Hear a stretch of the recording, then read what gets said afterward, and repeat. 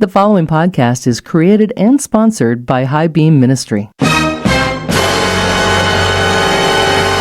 I'm Christopher Hitchens, and implausible though it may seem, I want to talk about the Ten Commandments. Who am I, you may well ask, to instruct or advise you on these grave matters, but even Moses himself was a revisionist and issued at least 4 versions of the Decalogue, or the top 10. So if he can be a revisionist, well, so can I. The Ten Commandments maintain an extraordinary hold on our imaginations, even though many of them sound, in the context of our own times, really rather peculiar, with all those injunctions not to covet a neighbour's livestock or to make sure one doesn't carve images of godlike figures in the rocks. The commandments were responses to the specific needs of a small nomadic community wandering the Sinai Peninsula with goat and sheep around 1200 BC. Lord, I shall give these laws unto thy people. Hear me! Oh, hear me! All pay heed! The Lord Jehovah has given unto you these 10 commandments for all to obey. No document in world history so changed the world for the better as did the Ten Commandments. 1, 2, 3, 4, 5, 6, 7, 8, 9, 10, the 10 Commandments. You'll discover how to look at each other and you keep the 10 Commandments. Welcome to the Erzatz Coffee Shop. This is Jay, your Truth Barista, and I'm serving up a steamy cup of God's truth for the average Joe.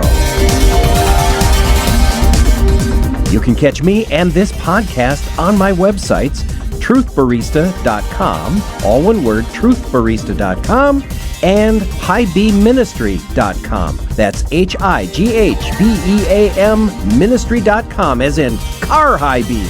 We're shining the light of God's truth on the road ahead.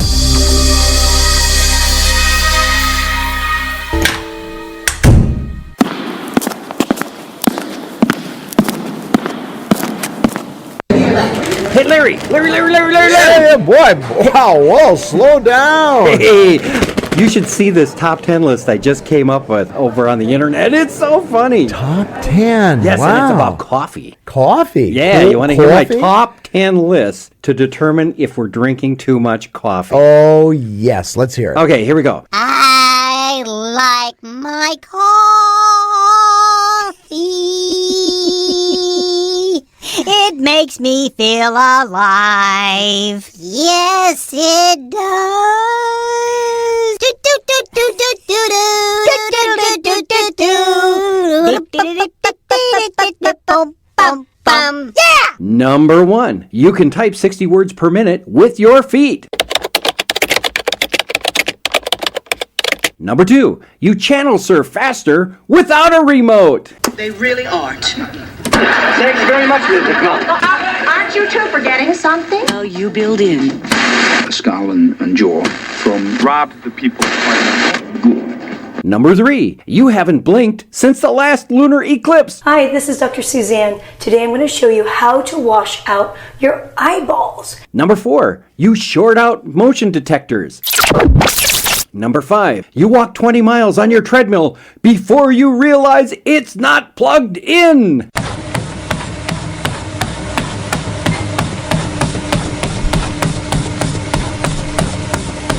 Number 6, you ski uphill. Get out of the way! Number 7, you think CPR stands for coffee provides resuscitation. Number 8, your eyes stay open when you sneeze. Whoa. Number 9, you answer the door before people knock. Hello?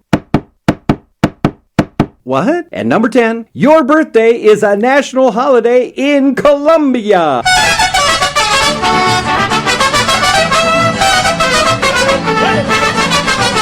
Wow. Isn't that cool? That is so cool. You know, speaking of and that, I have hit all top 10 of these. yes, you did. That's right. And before we get moving any further, because I have some questions about another top 10 list, I saw this in a store the other day. The headline is "Drink Coffee." Under it says, "Do stupid things faster with more energy." You know, and that's exactly what we do around here. That was actually an advertisement back in the 50s. Yep, that's cool. Yeah. Okay, so what's your top 10 list? Well, What do you know, have a question about? I mean, those top 10 lists are great. I think David Letterman made the top 10 list famous, right? Mm-hmm. But God, before David Letterman was even around, had a top 10 list. See, I see where you're going Yeah. with this. Okay, yeah, you're talking about the 10 Commandments, right? Well, well, some people call them the 10 Commandments, but others people have changed that to make them the suggestions or The 10 options, Yeah, right. Yeah, And- multiple choice. Yeah, well, that's our culture of the day, but you Right. think God would say it's anything other than commandments? Absolutely not, because that's the truth of the Bible, right? That's exactly right. Yeah, he has given us his top 10 list, and his list is a perfect starting point for anyone who wants to live a right and moral life that is pleasing to God, right? And you know what's unique? Even though this list is over 3,000 years old, the 10 Commandments are as relevant today as when they were first written by God's finger on stone at Mount Sinai. So I think this would make a great Friday Bible study, a series on going through every one of these commandments and see how they apply today. Sure, because they do. I mean, Jesus honored them, right? Exactly. He affirmed them. In fact, in Matthew chapter 5, Jesus said, "Don't assume that I came to abolish the law, the Torah, and the prophets. I didn't come to abolish, but to fulfill them." That is a Hebrew idiom. Speaking of our last Bible study a couple back, a Hebrew idiom has to do with a turn of phrase, meaning I didn't come to do away with them. In other words, misinterpret them. I came to interpret them rightly. So when Jesus in Matthew 5 says, "You've heard it said, don't murder," he's referring to the 10 Commandments. But he says, let me tell you what it means, and let me tell you how to apply it. So he is not negating the Torah and the 10 Commandments. He's actually reinforcing it and raising the bar, because he says it's not just the outward letter of the 10 Commandments, it's the inward heart and motivations, how to do it, that make it properly done. Well, you know, recently I've been filling out forms for the state health department, and I'm telling you, the regulations are like a foot thick. And here's God coming along with 10 commandments. Are simple. And, you know, when you look at those 10 commandments, tell me what you think about this. They're about honor and relationships. It's about honoring relationships in your life, and there's 10 of these commandments. Yep. It's not just rules, they are relationship based. Yeah, in fact, Jesus, when he talked about the commandments, he said all of the commandments, and he's talking about the 10 Commandments as well, can be summed up with one command: love. And love covers relationships, be loving in your relationships, and love covers honor and respect and everything that follows after that. In fact, you can go through all 10 commandments, which are these: I am the Lord your God, you shall have no other God before me. Number 2, no idols. Number 3, no taking the Lord's name in vain. Number 4, remember the Sabbath. Number 5, honor your father and mother. Number 6, no murder. Number 7, no adultery. Number 8, no stealing. Number 9, no witnessing falsely against another. And number 10, no coveting. He said all of those are summed up in love. If you love God, if you love people, which, by the way, the 10 Commandments are split into 2 categories. The first have to do with God, the second part with people. If you love God, you will follow these. If you love people, you will follow these. Well, you know, I've been listening to a sermon series by Dr. John Piper on this very fact, and he talks about love. Here, I have it on my phone. Take a listen to this, and then I want you to comment. John, are Christians under the 10 Commandments? No, the Bible says we're not under the law. Am I under the law? We're under grace. Law is fulfilled perfectly by Jesus. So that the way we strive towards being obedient, holy, loving people is not by getting up in the morning, pulling the list out of our pocket here and saying, okay, there's the list, I'm off to do them. No. Stake our lives in the gospel, and then instead of serving the law, we serve one another in love. Okay, the problem I have with that take on it is, number one, it's like parents telling children, well, you just have to love people, child. Okay? Child, just love people. Well, what do children need? Children need direction. Families have rules, positive rules and negative rules. Do this and don't do that. So when people say, oh, we don't need the commandments, we just have to love people, the question I shoot back is, okay, how do you love people? And I usually get crickets chirping. Because to love people, you want to know how to love people. There are people here who just want to love, but we know that righteous people do unrighteous things deliberately. We know that unrighteous people can do right things. What determines what is right or wrong? God spells it out for us in His Word, and this is why we need to go to the Ten Commandments as our starting point to see what is right and what is wrong. Well, the rabbis talk about 613 other laws. Now, I think that's where people get confused, right? Yes. Aren't the Ten Commandments the basis for all those 613 laws? The rabbis over the last 3,000 years have been studying the Torah and the law, and they have deduced that there are 613 positive and negative commands, all right? Well, they said, well, this all can be boiled down into 10 categories. That's the 10 Commandments. So that makes it much easier for us to learn and do. The problem that the Pharisees had in Jesus' day is they would take a 10 commandment like the Sabbath,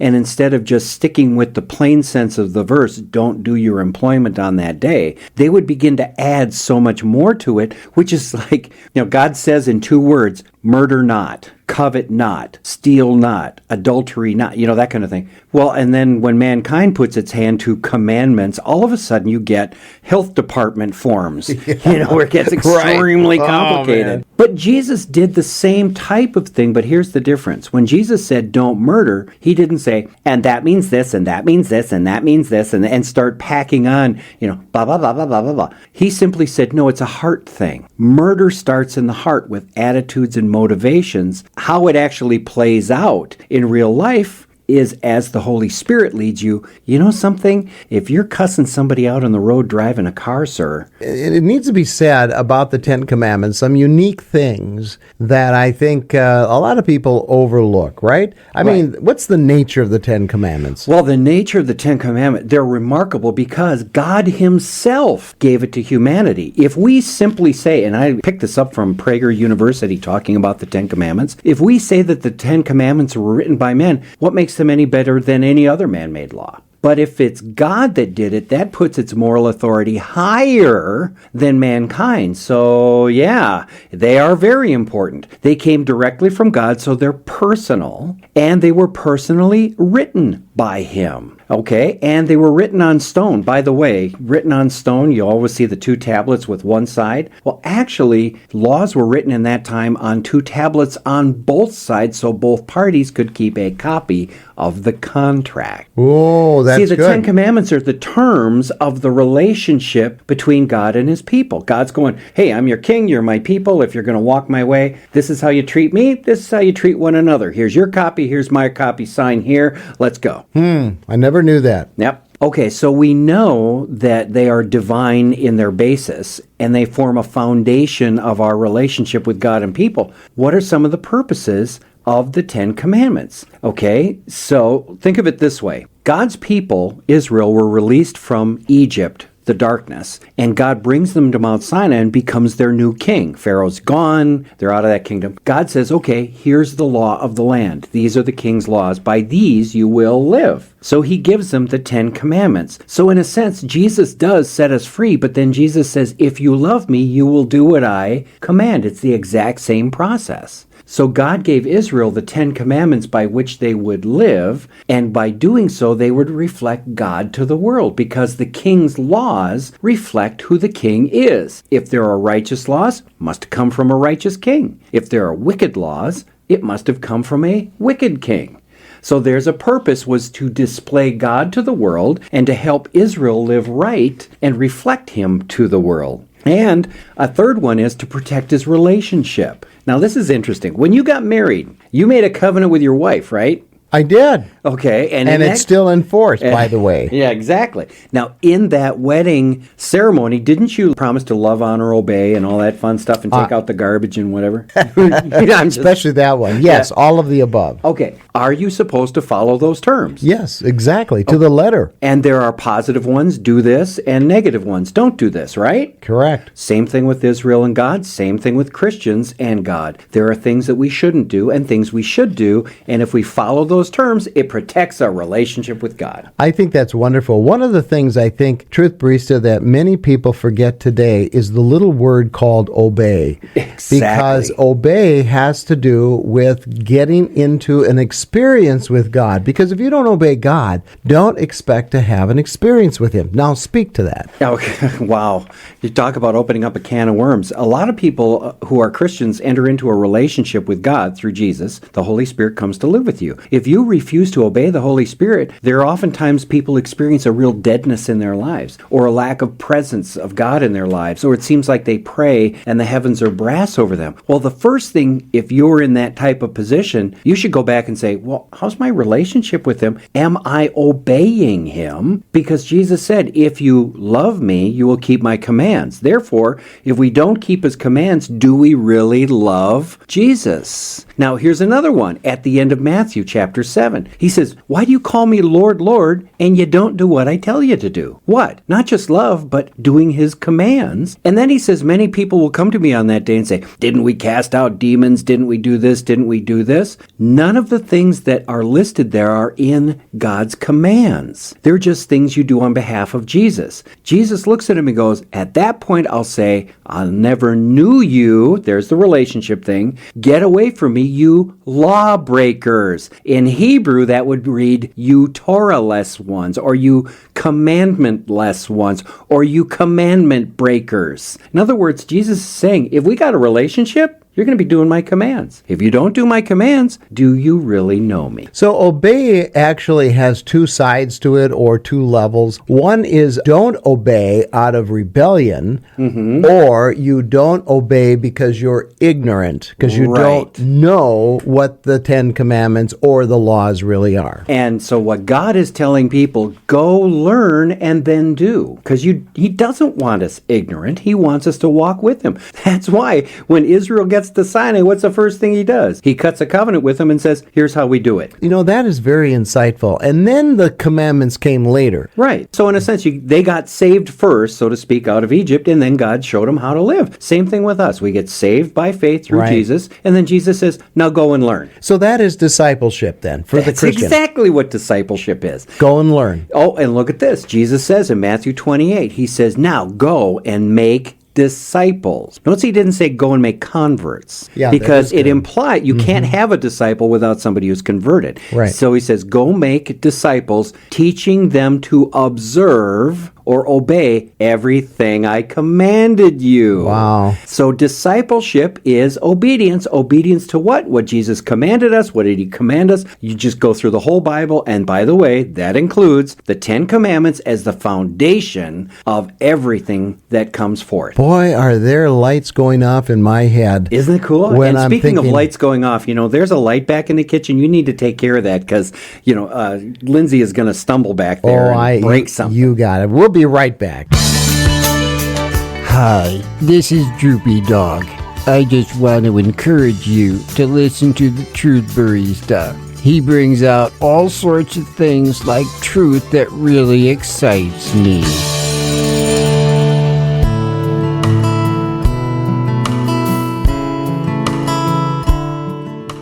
Hi, this is Pastor Jay Christensen, your Truth Barista. I want to thank you for coming here to High Beam Ministry.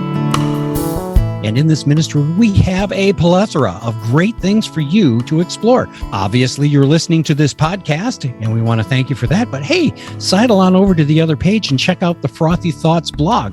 And we have a new thing coming, a book. It's called Frothy Thoughts from Your Truth Barista, and it's the first cup. And we'll have more books coming throughout this year based on our blog. Plus, you're going to enjoy some new teachings we'll be posting on the feasts of the Lord and their prophetic significance with Jesus' first and second coming, and a wonderful video study on the book of Daniel. So those teachings will be coming up this year as well. So we want to invite you to contact us at highbeamministry@gmail.com. If you have any questions, love to answer them, but just keep coming back. Subscribe to the podcast, subscribe to the articles. You'll be notified when new material drops. Thanks for joining us. Well, it's glad that you got back. You got it back in time. That's cool. You didn't fall off the ladder. No, I didn't, and I put an LED in. Oh, very good. Yeah. It's very nice. I like that.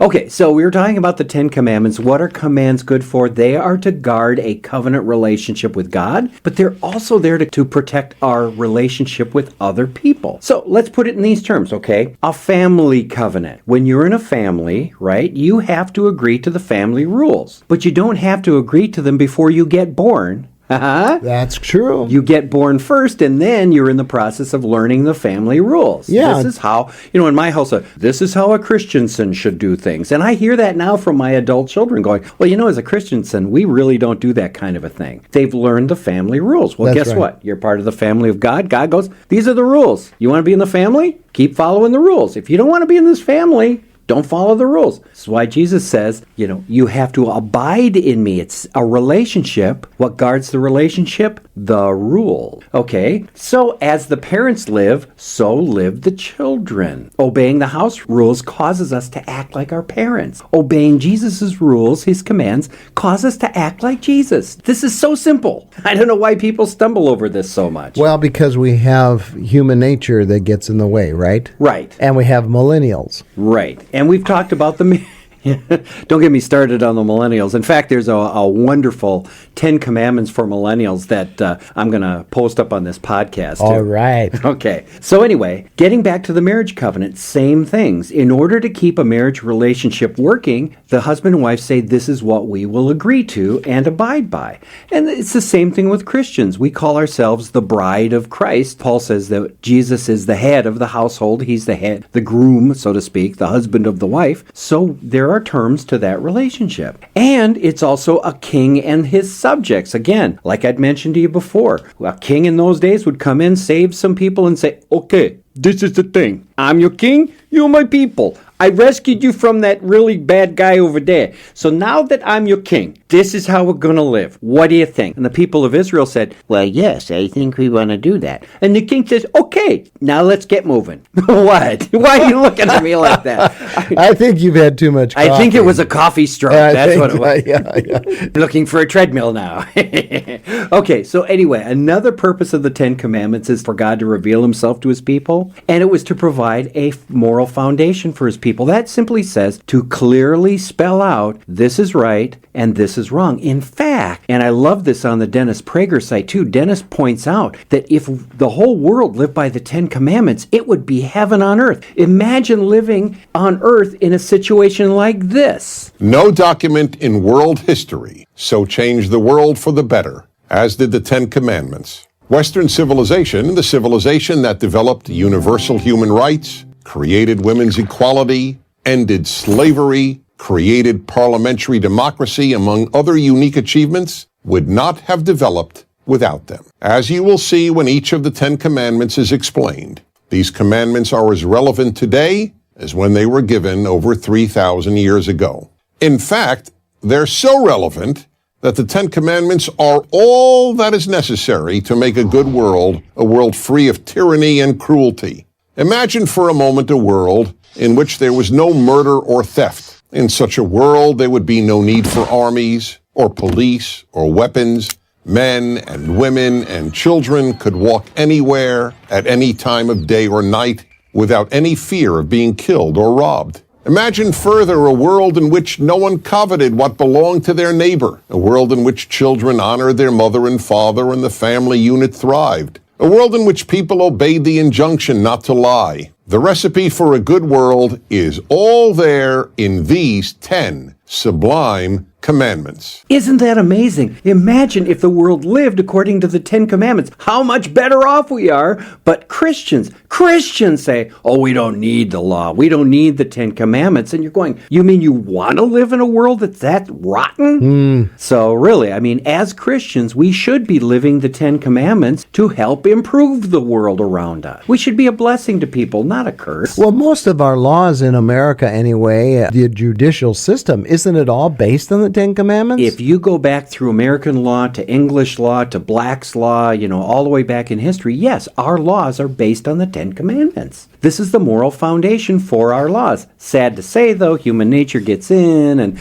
like your health care forms and all that stuff, human laws have a tendency to multiply, and oftentimes quite exponentially. Like rabbits. That's right. So anyway, are the Ten Commandments really relevant today? Isn't that the question that we have to face? I think it is. Okay, they are relevant because God is eternal, therefore His standard is eternal. These laws are a reflection of His standard, therefore they are eternal. And God's law, His Torah, wasn't done away with. Jesus said that in Matthew 5. Remember, Jesus said, don't murder. Okay, you've heard it said, don't murder. But I say to you, the but in there is not negating murder. He's actually raising the bar on it. So, yeah, according to Jesus, the Ten Commandments are still in effect. And by the way, he also says, anyone who breaks one of the least of these commandments and teaches others to do the same will be called least in the kingdom of heaven. But whoever practices and teaches these commands will be called great in the kingdom of heaven. He is not saying if you keep or break determines whether you're in the kingdom of heaven or not. You are, because we get in by faith in Jesus. That's God's plan.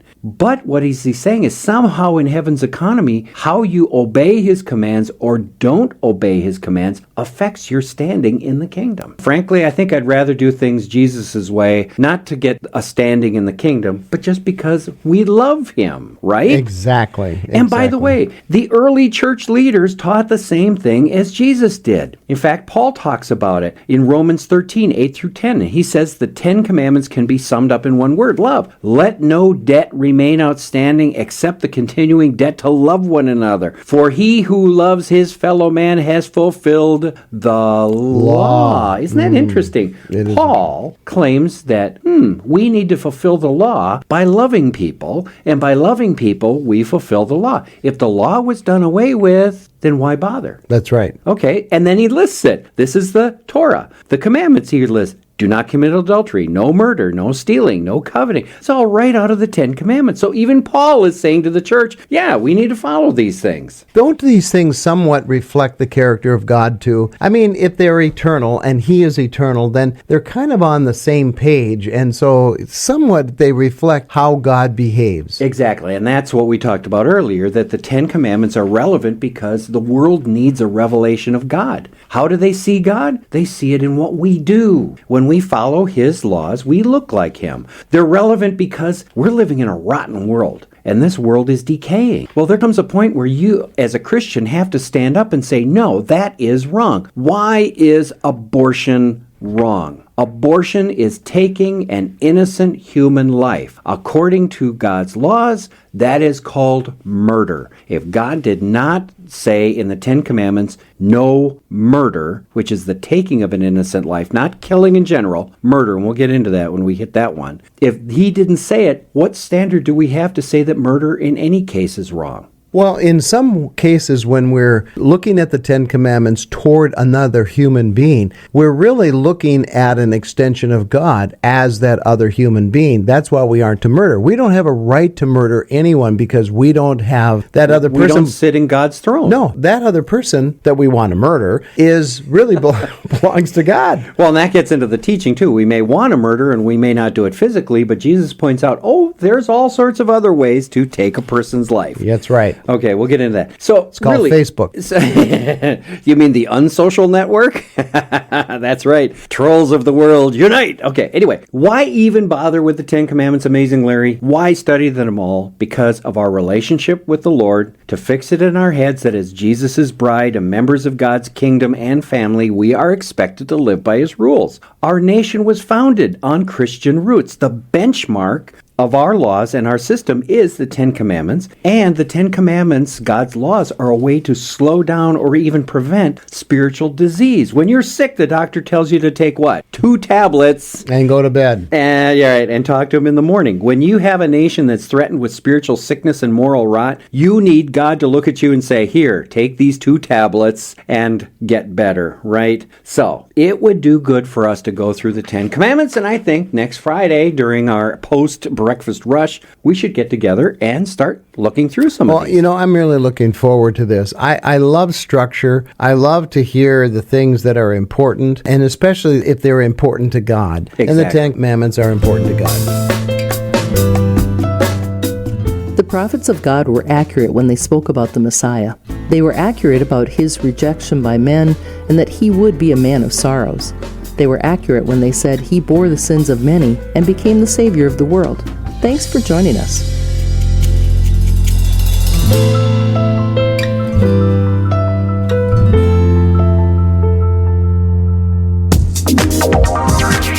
This is Jay, your Truth Barista. Thanks for listening to the Truth Barista podcast. The best way to find out when a new podcast drops is through RSS feed. Go to our website, look for the RSS button, press it, and then enter your email. You'll be notified when a new podcast drops. Thanks for listening.